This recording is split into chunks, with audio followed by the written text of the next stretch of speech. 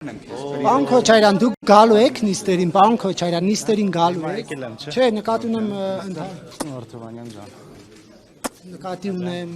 մի փուլը ընդհանրապես չէի գալիս հարց ու պատասխանին, չէիք մասնակցում, հիմա ինչպես է լինելու էլի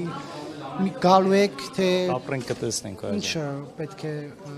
լինի պատճառ, որ օրինակ գաք կամ չգաք։ Տարբեր պատճառներ, նպատակահարմարություն, օրակարգ եւ մնացած։ Բայց դուք չեք ստեղծելու ձեր հարցադրումներով, նախագծերով որակը։ Եմ ասում, պիտի փորձենք ստեղծել։ Պիտի փորձենք ստեղծել։ Հակված եք այսինքն խորհրդարանական աշխատանքներում լիարժեք ներգրավելուն, թե ոչ։ Տեսեք, մեր նպատակը չի փոխվել, մեր նպատակը մնում է նույնը։ Եթե որ պայի որ կգնահատենք, որ այդ նպատակին հասնելու համար կարևոր է մասնակցել, կմասնակցենք, որ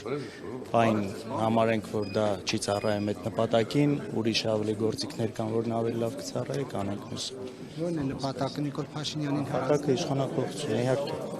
Բայց ինչ մեթոդներ եք այս անգամ կիրառելու, որովհետև նախորդ 5 տարում դա ձեզ չհաջողվեց։ Ճիշտ է, բայց շարունակելու ենք ամեն դեպքում այս ընտրությունների արդյունքում քաղաքացիական պայմանագիրը 50% անգամ չկարողացավ հավաքել, գնաց շատ լկտի դրա կեղծիքների, հատկապես Բարգավաճ Հայաստանին զրկելը, այս ամեն ինչը հենց նրա արդյունքն է, նաև որ չունենալով բավարար չափով քվեները ստիպված դիմում է արդեն նման կարգի մեթոդների։ Բայց դուք էլ փոքրացաք, պարոն Քոչարյան, իսկ չմտավախություն չկա, որ այս 5 տարում իսպար քաղաքականությունից դուրս կգաք։ Մեր խնդիրը միշտ էլ ոչ թե առանձին շատ կամ քիչ լինելն է, այլ հավաքական ընդդիմության ավելի շատ, ավելի ուժեղ լինելն է եղել։ Սա բազմից ցույց ենք տվել եւ այս առումով կարծում եմ առաջընթաց կա։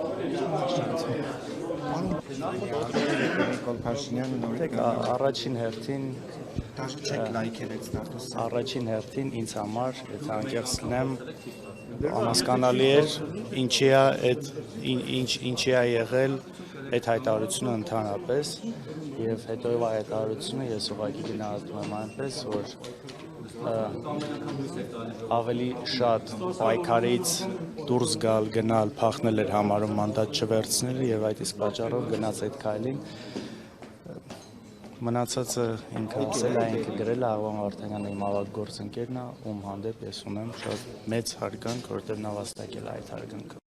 Չէ, բայց այնուամենայնիվ այդ խոստումը, որը չի կատարվել գետնի վրա։ Սա իր դիրույթը, որի բացատրությունը ինքը տվել է, նորից կրկնեմ, ես շատ կուզեի, որ հենց ի սկզբանե այդ հայտարարությունը չլներ,